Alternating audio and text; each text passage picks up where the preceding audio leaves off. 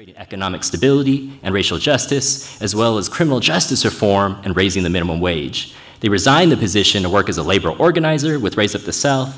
The move also coincided with the release of the music video for their single Work, a powerful, pro-worker, pro-union piece that has once again thrust Parker into the headlines when the song went viral. You definitely got to check it amongst her other great work. Let's give her a round of applause. And last but not least, we have Nolan Huber Rhodes, who's an award-winning director, cinematographer, and video journalist who focuses on stories of resistance and liberation movements, particularly in the US South. He is a PhD candidate who spent the last 5 years studying narrative paradigm theory and asking questions about how we can use film, psychology, and social science to disrupt oppression and tell paradigm-shifting stories. As a director and cinematographer, he brings a revolutionary perspective to each story by approaching everything through the lenses of anti-racism, feminism, queer liberation, and prison abolition. In addition to receiving awards at film festivals, his work has been featured in Rolling Stone, NPR, Flood Magazine, Vinyl Mag, Ghetto Blaster Magazine, and many others. Let's go ahead and give a round of applause. All right, so I framed this as a conversation. I'm about to sit down and, ask some initial questions, but my hope is that y'all are just gonna start, hitting off each other and, be able to enter into and do some connections. And we're gonna try to time it to hopefully get some, solid Q&A in, but no, if not, we'll go ahead and we'll exit. And these folks have gratefully said they're gonna try to stick around as much as possible to engage with you. All right, so let's go ahead.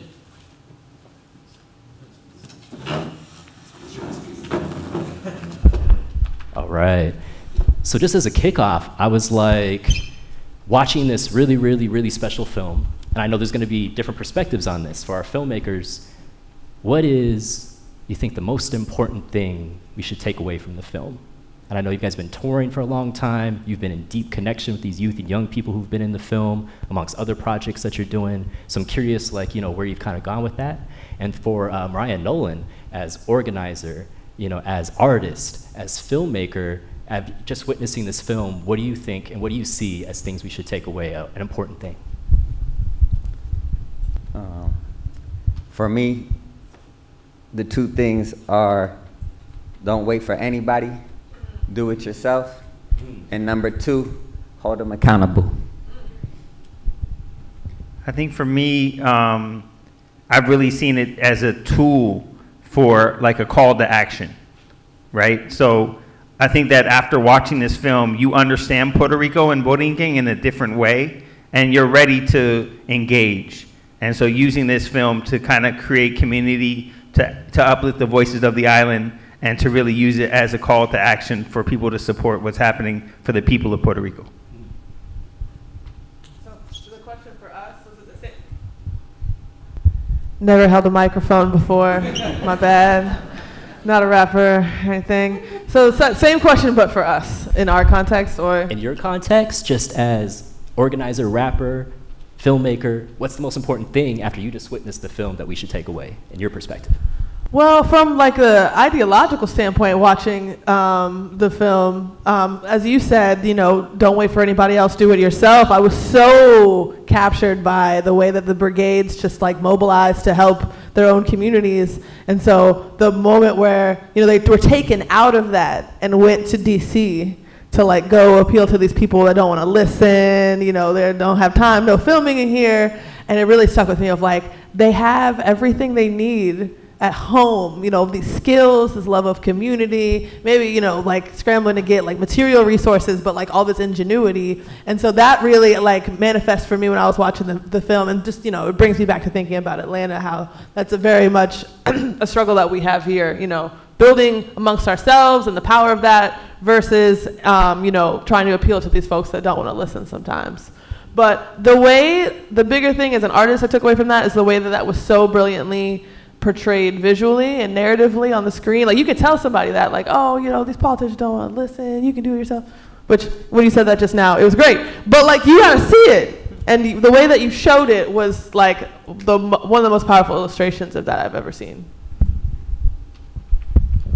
Yeah, that was a great film, y'all. Like, truly. I have a lot of thoughts about it, some around like framing the kind of what you gave us at the beginning as a lens through which to watch it, and I kind of took that to heart and was just really processing like what does just recovery look like, and more broadly like what.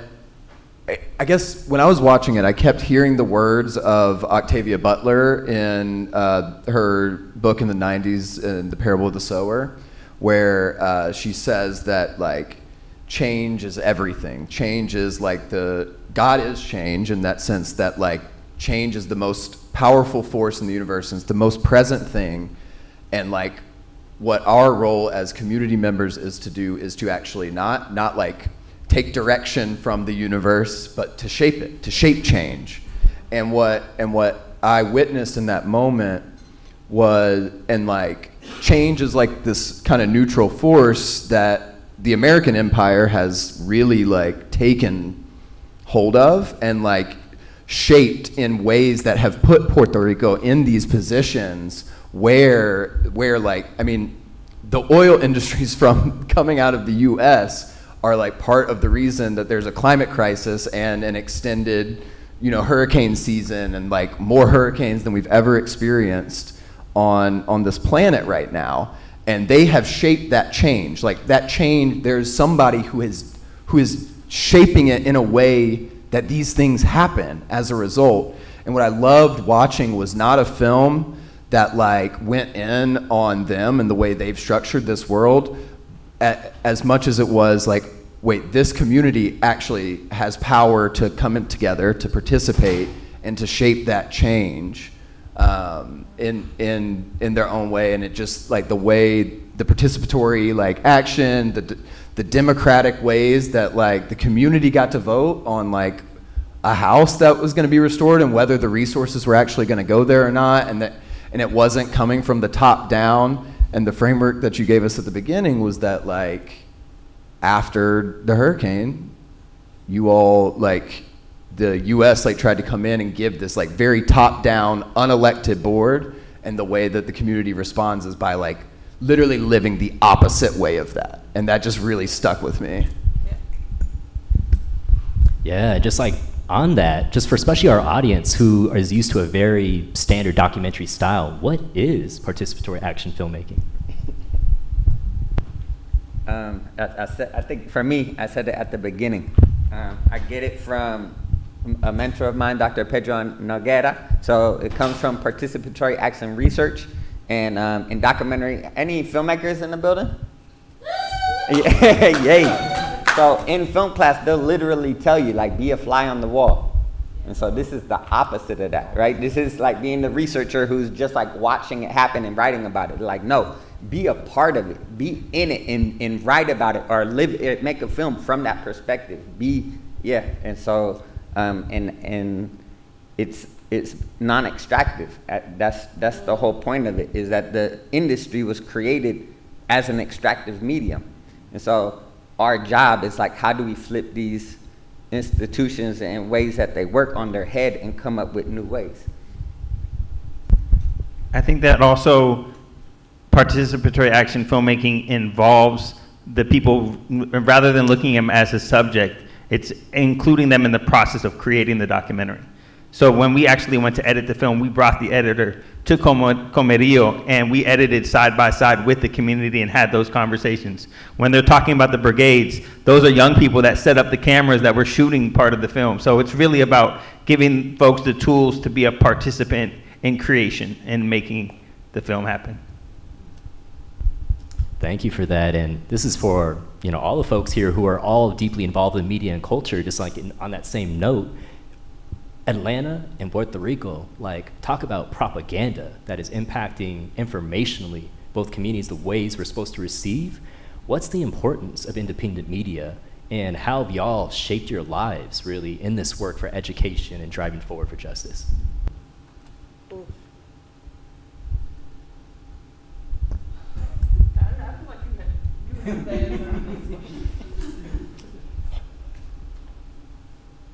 I mean, I really appreciate that y'all showed the trailer for season 2 of Defend Puerto Rico, like, beforehand, because I think that that trailer really answered that question in some ways, and it's just like, I think it was it Diane Morales who was talking about this as well in the film. It's just when people are given or not given, take or organized to create, or all the different ways that we can build power together, and that happens.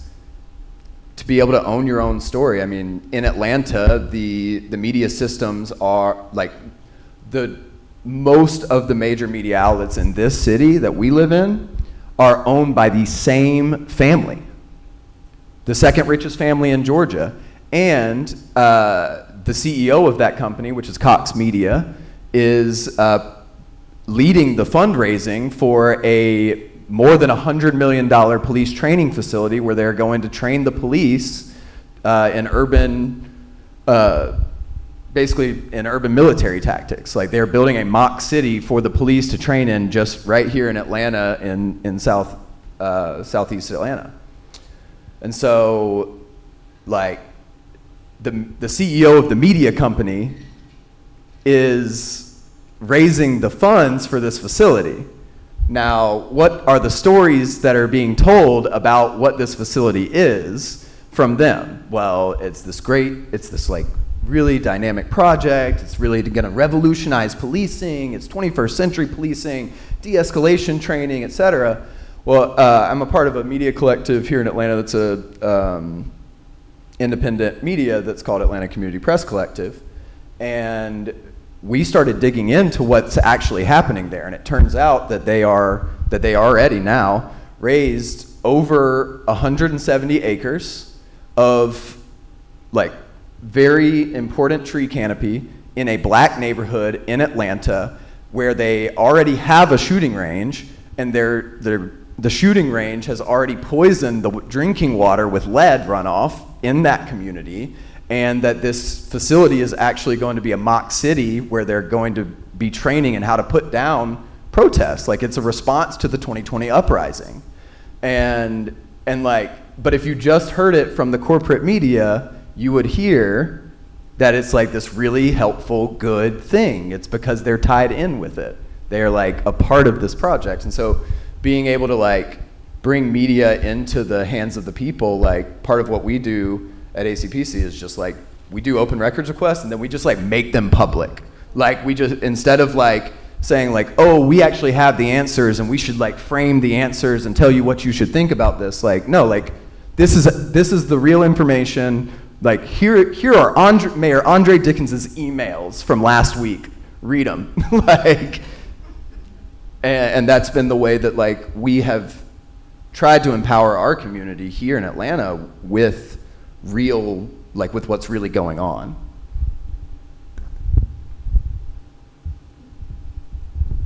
Beautifully said. I also believe that storytelling is how we create our worldview. And it's the stories that we are told and we tell about ourselves. And so when we don't do it ourselves, then somebody else's worldview is what we're being raised in.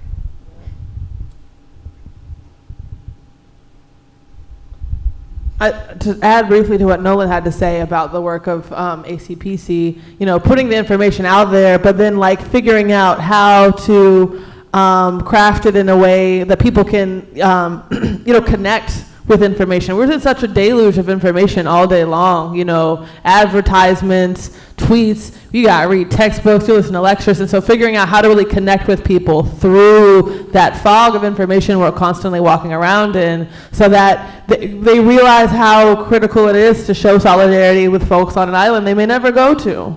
And so again, props to y'all for doing that through this film, and you know, helping craft that information in a way that helps like forge that solidarity for audiences. They knocked it out. They answered the question. For real. And just like just keeping on that same kind of stream, the immediate thing I saw when y'all are together, defend Puerto Rico, defense of the forest. So I wanted to hear from both y'all the stories of why that word and what that means to you.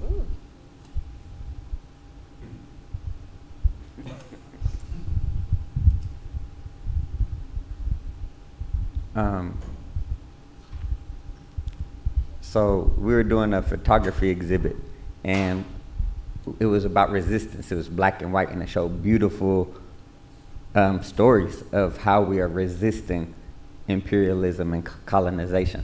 And then I decided, you know, let's do the opposite of that. What is the future like that we want to create, or that what are we fighting for? What do we have? And we did them in color, and it was all the beauty.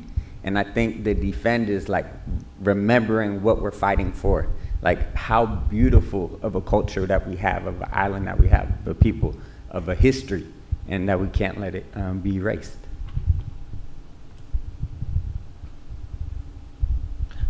The banner of Defend the Atlanta Forest predates my involvement in the movement, so I can't speak for how that, came about linguistically. But when I think about defense and the power of defending something as opposed to resisting it or building something better, if you ever want to think about the phrase like build back better, or we're gonna create something new that is better, we already have, like we saw in the film, like the community had the love and the resilience and the genius and the creativity to build, to defend their own community from not only, the impacts of what could be an unjust recovery, the continued impacts of climate change. So, so thinking about defending what we have, like we don't need, you can't come in and tell us that we need something new and special and shiny that we don't have in order for this to be okay. We're going to defend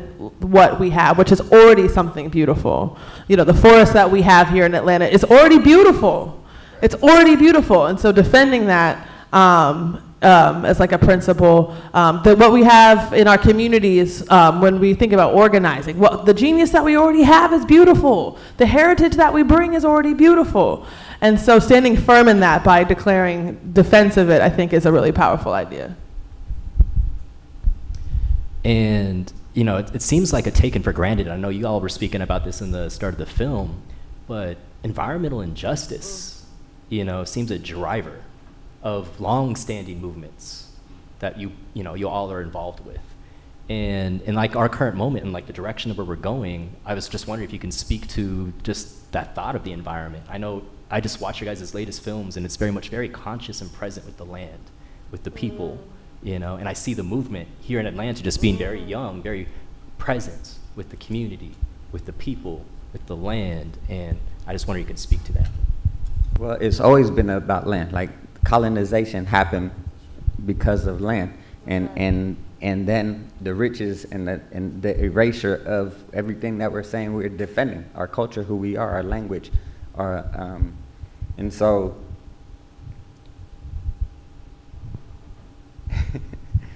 I lost it. What is it? The question one more time. It wasn't until Movement Generation organization in Cali brought me, they brought artists on a retreat, and they told us how environmental justice is not possible without racial and economic justice. And then I was like, yeah, then I'm an eco-justice warrior too, if that's what it is. But I felt excluded for growing up. It was always about save polar bears. And then like there's people dying on my block. And we have to save the polar bears. But that's not the only thing that we need to save.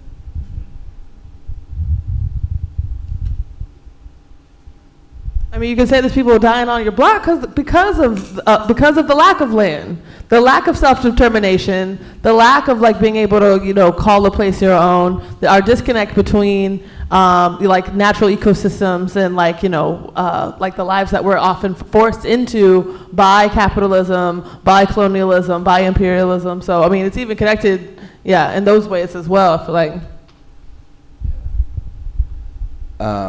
I feel like my answer can also kind of loop in some of the history of the land where they're trying to build Cop City, because this is a really important thing. But first, I just want to say, like our living kin, as in like the trees and the animals, and like the polar bears, like they are like our kin, so they are important. And also like our neighbors are our kin folks as well, and our neighbors like internationally, especially the people of color around the world who are experiencing the climate crisis that is being created from the belly of the beast here in the United States, like, they are our kinfolk as well. And so it's like, how do we like come into real relationship with our kin? Well, there can't be an oppressive relationship if we are to be like in real relationship with one another. Like, we have to find ways to, and like all of the structures of our society encourage us to continue in dominant relationships. And so like the way that we have, that we as this American empire and like my ancestors have treated land, it models the way that we, you know, extracted from black folks and stole the land and extracted from the land.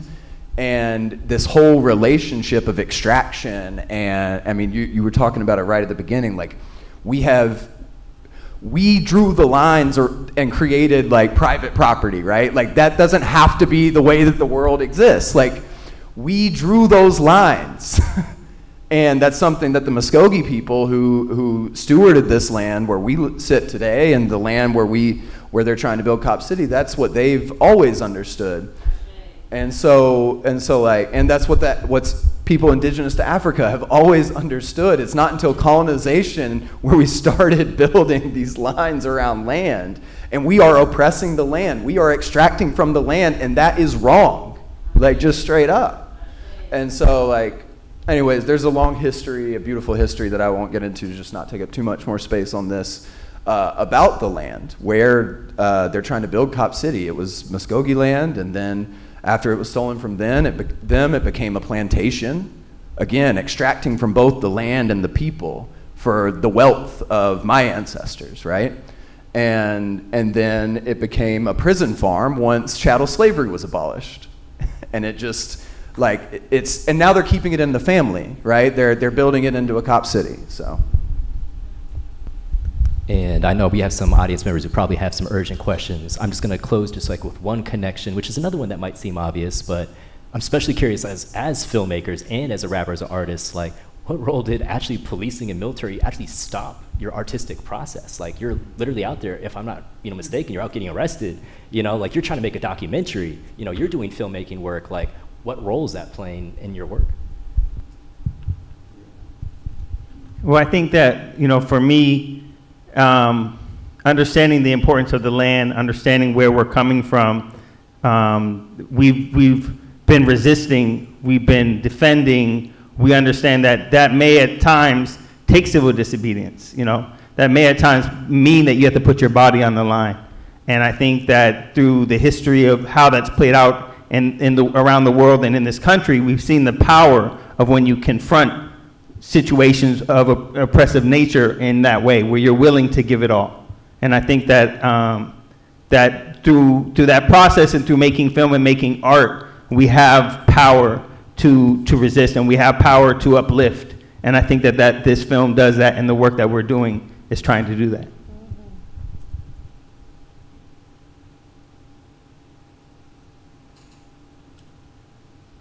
Yeah, repeat the question one more time. Yeah, as an artist, just thinking about your work, like how has policing like literally obstructed the work that you do, and how's that shaped then what you're doing as you move forward? I have thus far managed to not have policing directly obstruct the music.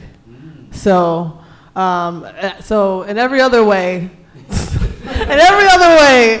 they got me. But I'm sure they're taking notes in the audience like, wow, that's a great idea. Why didn't we think to try to obstruct the music? Nah, so you got me on that one, I'm not sure. I feel like The Tree in your last album, like the song The Tree, is just a really, to me at least, it feels like a reflection on like this intent, like what it feels like to be surveilled, and like, what it feels like to be under attack by the police and the white supremacists, and well, wait, are they the same group? And maybe, yes, like, that's a song in Mariah's most recent album that I think at least in some way captures that feeling. I'm curious if you want to talk more about that song. And I mean, it definitely has come up in the music, and in that case, like, talking about, there's a lot of hip hop that's like, yo, I drink and I smoke because, like, you know, I got a lot on my mind, I've lost people. But in this case, in the song, it's like, I drink and I smoke because I think that, you know, the police are like surveilling our movements. I think that white supremacists might, you know, come knock down my door, and so that's why I got to roll one up, et cetera, et cetera. And so in that case, though, the police inspired the music. They inspired me. They didn't stop the music. But they do give, it does give pause in a certain sense. So yeah.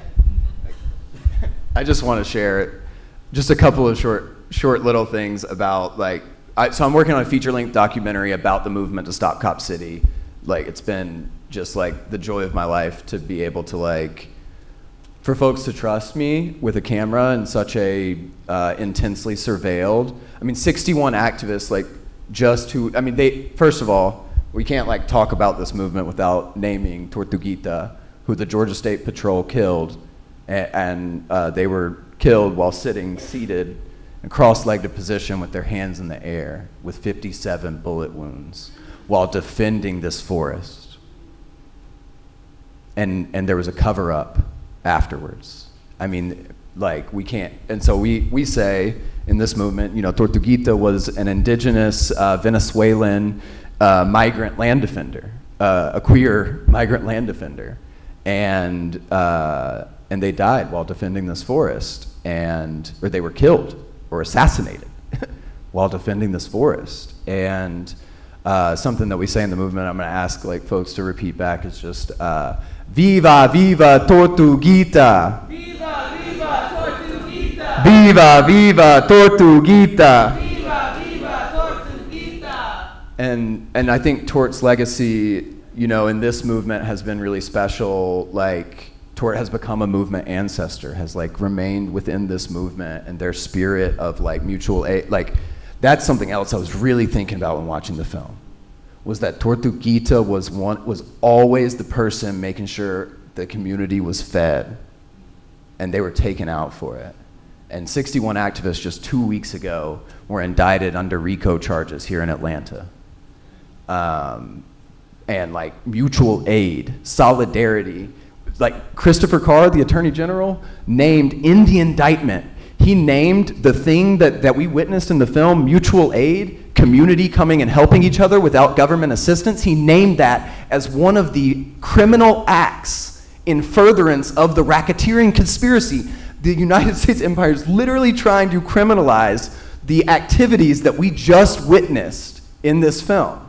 And so, like, that was another, like, huge connection that I would hate to have not mentioned within this.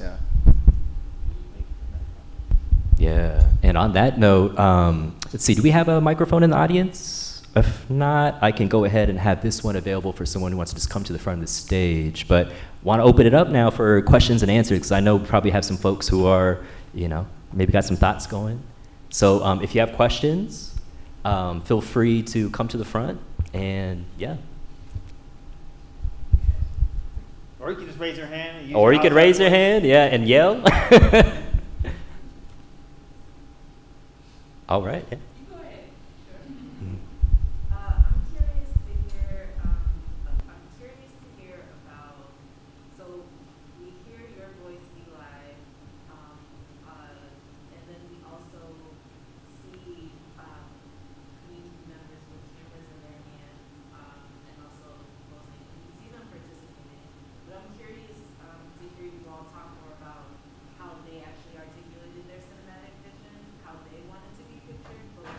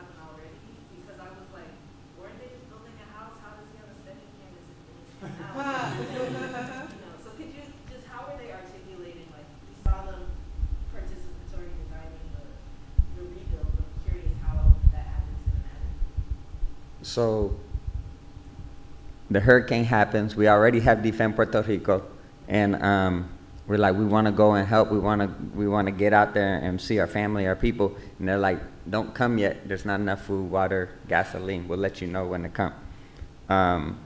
And so when we get out there, I'm with Rosa Clemente. Anybody know Rosa Clemente? A super dope hip hop activist. And we're there for 1 week. And we're doing the exhibit of Defend Puerto Rico in Oakland at the time that the hurricane hit. So we turned it into a fundraiser, and then they kind of selected me to like, hey, you go to PR. And so then our house just like filled up with donations up to the roof, like 36 boxes. We get as many friends to bring cars to the airport, and we do that project, and then we link up with Coco de Oro, right? And we land in Comerío. I've never been there in my life. And we're giving out stuff like solar lights, baby diapers, chainsaws. And we meet Joanna and Chino and the kids on the bike. And they're like, you want to see what happened? Come see our house. And they don't have a roof. So it feels horrible to give somebody solar lights when they don't have a roof over their heads. And so that's how the whole process just began like that. When we met Joanna and Chino, I was like, we don't have enough money to rebuild your house, but if you want to tell your story, we could do a crowdfunding campaign. So the cameras come out during the crowdfunding campaign, and when they come out, the kids are like, oh, could I see that? Okay, I use that? And so we just like give them the cameras. And then when we put the drone in the air, it's a wrap. It was like video game. It was over. We're like, okay, like, so y'all want to learn this? So we just start doing photography and video workshops for the kids. The editor that edited the film, because his ancestry is Puerto Rican, he came to PR. He was one of the teachers. We had other folks come and do the workshop. So it was parallel. As it was going along, it was like seeing where your money went when you donated. So it was kind of like telling the story through the crowdfunding. And so that was like the first part of it. And then we did a Cine Solar Rodante project, which is a solar generator, a projector, and speakers. And we were going town to town showing movies. But then we started creating our own media of recovery. And so we made a 10-minute version of this film. And it was like, hey, this is what we're doing in Comerío. And then Ajuntas was like, hey, this is what we're doing in Ajuntas. And so it was like playing telephone because nobody knew how the other folks were doing the recovery process. And so I think that's kind of what you're talking about. Like, it was happening as it was going. You'll see angles going up. That's Daniela, like 11 years old with the camera, or yeah. And then we did a drive where it was all those cameras that you saw donated came, and there was like donation that happened. And now I don't think you saw it, but Yayo, he's changed his college. He went into communications. He does video and film full time now. He got his passport. Like literally, the world opened up to him. Like he didn't have a passport before. He got his passport. He's in Peru. He's in Colombia, and he's a filmmaker. Yeah. And Mariangelie is now one of the directors of La Maraña. The participatory. She's a director there right now. Mm-hmm.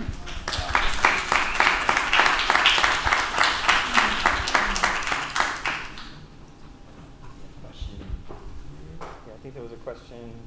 Oh, yeah. So she basically kind of took the words out of my mouth. I was more so worried, like, I was more so thinking about, like, the editing process. Like, you said you brought your editing guy there, and, what was the process, like, when he was, like, kind of looking, you know, like, he was like, okay, what am I? I mean, I think for us, it was kind of scary because we had a project that we like a vision that we're like, okay, I think we're almost done. And we sat down with them and they're like, no. We gotta work some of this out. So it was really, I think, a process of opening up the vision and allowing their voices and their ideas to be present in that way. And I think it actually really changed the dynamics of the film, and it allows you to see them and to be intimate in a way that as outsiders, I think we would have never been able to achieve.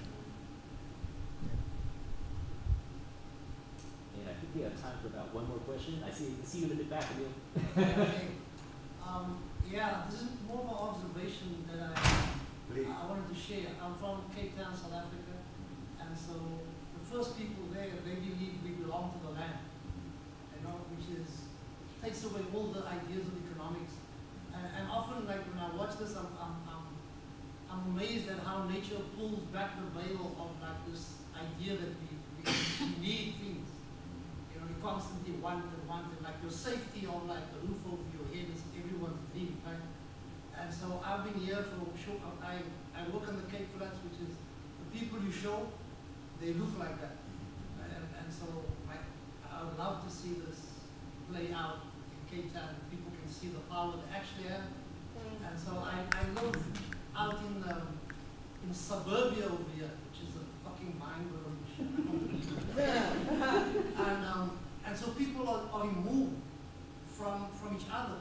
Like they live in their bubble, right? And they keep, like the people you mentioned, if my wife wasn't a lawyer, I would never know about the young man that was shot right here, you know? So I almost feel like capitalism is global. And it makes sure that everyone knows that they are able to work globally while we sit in our bubbles. You understand? And so almost like this film needs to go everywhere. And the kids that you taught, the guy that's a filmmaker, maybe should come live in the Cape Flats for a while to, you know, pass the skills around globally, because it's amazing. Thanks, it's powerful. Thank you. We're definitely gonna do that. And just as capitalism is global, so is ingenuity and like indigenous movements and creativity and stewards of the land. And so let's continue to point the cameras there and continue to uplift those stories as well. I'm really curious to hear if you guys were able. So when was the video released? The film? 2000, was it? Yeah. 2021. Yeah. 21. Yeah. So in those 2 years, have you been able to measure, like, have you had any impact? Well, have you been able to introduce this film to like government, like let's say local in Puerto Rico or here? And have you had an exposure yet for this film? And B, have you been able to maybe measure if you've been able to influence any type of decision making at the government level? Or hurricanes are gonna keep coming, right? And you know, I hope this is part of what you want to get with this film too, right? Is how do you impact the future, right? And the future response for this type of lack of response from the government in Puerto Rico, but also from here. I don't know, multiple pronged question, but curious if you've been able to, will you have access to present this to maybe local government in Puerto Rico and here, right? So like at DC. Yeah. Because that would be, right? That's where you'll have the most impact for. I don't know if it's where we'll have the most impact, but I know it could have an impact, and we haven't had the opportunity.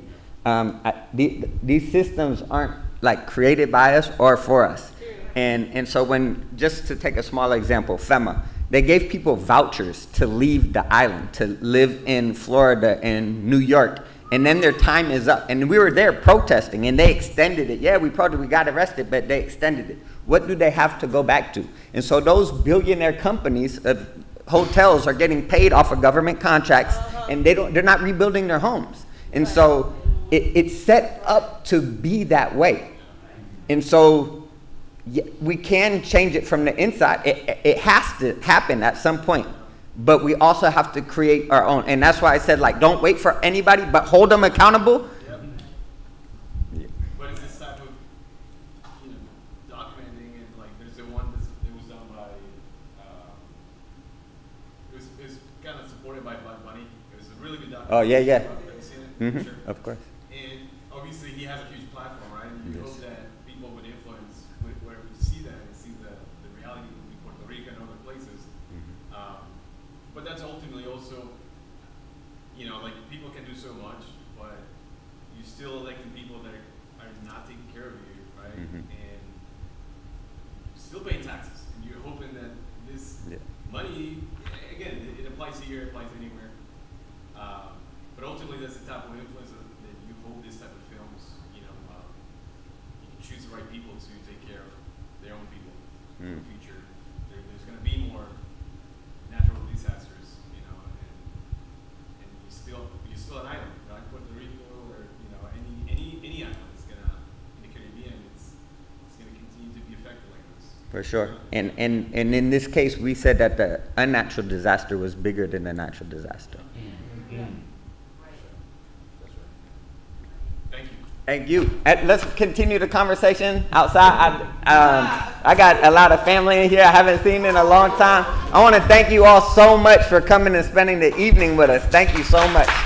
Do you think we could take a quick photo? If everybody comes to the front, we want to send this to Puerto Rico and let them know that in Atlanta. That's right. Yeah, we can. We came through, so come through real quick. We also have some merchandise and some free stickers. They got that merch out there.